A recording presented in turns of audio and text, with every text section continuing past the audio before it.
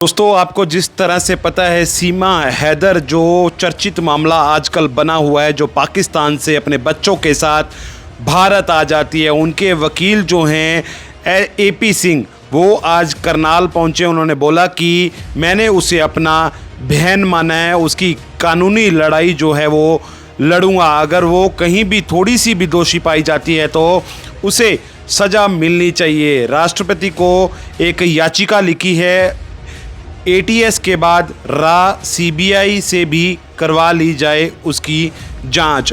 निर्दोष होने पर उसे मिले यहीं की नागरिकता। इस तरह से जो उसके वकील हैं सीमा हैदर के एपी सिंह, वो देखिए करनाल पहुंचे हैं, उनसे बातचीत करने का प्रयास करेंगे। क्या कुछ उनका कहना है, जब वह मिलकर आए उनके साथ क्या कुछ उनकी बातचीत हुई। ने 2 बार करवा चौथ का व्रत रखा पाकिस्तान में। उसने हिंदू धर्म ग्रहण किया वहाँ, क्योंकि मूर्ति पूजा, होली और दिवाली और गणेश और लक्ष्मी पूजा करने के बाद मैं नहीं समझता पाकिस्तान में कोई मुस्लिम को हिंदू में रहने देगा। उसे काफिर बना देते हैं, काफिर की तरह ट्रीट करते हैं। 2022 तक उसके पिता रहे, जीवित थे, उनके साथ रहती थी, क्योंकि तलाक तो उसका 2004 साल पहले हो चुका था। तलाक देने वाला पति जो गुलाम हैदर साहब हैं, पहली पत्नी को छोड़ा, पहली पत्नी के बच्चे तो अपने साथ रख लिए, फिर दूसरी पत्नी की, इसके 4 बच्चे पैदा हुए, इसको बच्चों सहित छोड़ दिया। इसने कहा बच्चों को ले लो, बच्चों को रख लो जैसे पहले वाली की रख रहे, उसके बच्चे भी छोड़ दिए। अब तीसरी पत्नी उनके पास है। अब वहाँ तो चल जाता है, वहाँ की तो शरीयत कहती है चल जाता है। भारत में मोदी जी ने ट्रिपल तलाक क्वैश कर दिया। तो इसके बाद फिर वो भारत नेपाल से डायरेक्ट फ्लाइट काठमांडू नहीं है, भारत से नहीं, पाकिस्तान से डायरेक्ट फ्लाइट काठमांडू नहीं है। वैलिड वीज़ा, वैलिड पासपोर्ट से दोस्ती उसकी पबजी से हुई, कोई साधन हो सकता है, सोशल मीडिया है। वहाँ से पाकिस्तान से वो दुबई आई, वैलिड पासपोर्ट वीज़ा। दुबई से वो पहली बार दुबई से काठमांडू आई, valid passport visa. Kathmandu Sachin पहुँचा, वहाँ उन्होंने हिंदू धर्म तो ग्रहण कर ही चुकी थी। हिंदू धर्म के अनुसार ही काठमांडू के पशुपतिनाथ मंदिर में शादी की, हिंदू संस्कार से शादी की।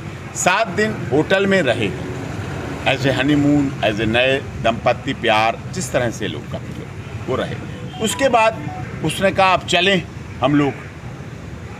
सचिन ने कहा नहीं, बच्चे 4 हैं, छोटे छोटे हैं, तुम्हारा पिता रहा नहीं, वहाँ कौन देखेगा उन्हें, पड़ोसियों के मत बलवाओ। सीमा को और अच्छा लगा और भारत की संस्कृति से प्यार हुआ कि भारत की संस्कृति ऐसी है जो किसी दूसरे के बच्चों को भी पालन करने के लिए तैयार है। बेरोजगार सा युवक, उसके अंदर और प्यार बढ़ा। फिर वो वापस गई। बच्चों के वैलिड पासपोर्ट वीज़ा, मैं इसीलिए बार बार वैलिड बोलता हूँ, जो कानूनी शब्द ज़रूरत पड़ेगा। वैलिड पासपोर्ट वीज़ा से 4 बच्चों का पासपोर्ट, 1 उसका पासपोर्ट, जिसे मीडिया चलाती है 5 पासपोर्ट सीमा के साथ पास मिले। सीमा के खुद के 5 नहीं, 4 बच्चों के और 1 उसका। वो पासपोर्ट वीज़ा लेकर सारा सामान, जन्म से लेकर अब तक जो उसका सामान था, मतलब कागजी, वीडियो, फ़ोन, मोबाइल, जो भी इस तरह की चीज़ें, बर्तन, बेड छोड़ के, मकान छोड़ के, मकान तो बेच ही दिया, वो सारा सामान लेके वैलिड पासपोर्ट वीज़ा से पाकिस्तान से वो दुबई आई, दुबई से नेपाल आई, काठमांडू आई, काठमांडू से पोखरा के द्वारा अपने हिंदू नाम के साथ सीमा और बच्चों का भी हिंदू परिवर्तित नाम के आधार पर वो पोखरा से भारत आई, भारत से गौतम बुद्ध नगर आई और गौतम बुद्ध नगर। ये एंट्री वैलिड थी सर? यही मैं अब कहना चाह रहा हूँ जी।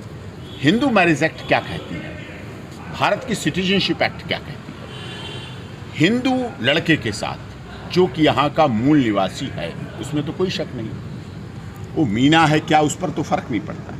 हिंदू मैरिज के आधार पर हिंदू संस्कृति से धर्म परिवर्तन के लिए के बाद की हुई शादी और नेपाल से सचिन की पत्नी का भारत आना वैलिड है, क्योंकि नेपाल और भारत के बीच पासपोर्ट और वीज़ा का कोई कानून नहीं है, कोई लॉ नहीं है। नेपाल और भारत का रोटी और बेटी का रिश्ता रहा है, इसलिए हमारा वो रिश्ता आज भी चल रहा है, चलता रहेगा, क्योंकि दोनों देशों में आपस में एकता है। अभी भी प्रभु श्री राम के मंदिर के निर्माण के लिए नेपाल ने विशाल शिलाएं पूजन करके भेजी अयोध्या में कि इनसे हमारे दामाद श्री राम का। तमाम लोग कह रहे हैं जासूस है सर, और लगातार बात। मैं आपकी भी बात मानता हूँ, तमाम लोग कहें ना कहें, अगर आपका हिंदुस्तान तो है नहीं। वो आते ही उसने रजिस्ट्रेशन के लिए डीएम बुलंदशहर को दिया और अपनी मैरिज रजिस्ट्रेशन के लिए दिया और सिटीजनशिप के लिए दिया। उसी से पुलिस कार्रवाई हुई, FIR दर्ज हुई, 14 फॉरेनर एक्ट के तहत 120 आई, पुलिस कस्टडी हुई, जेल भेजी गई, रिमांड के बाद जेल भेजी गई और जेल से उसकी बेल हुई।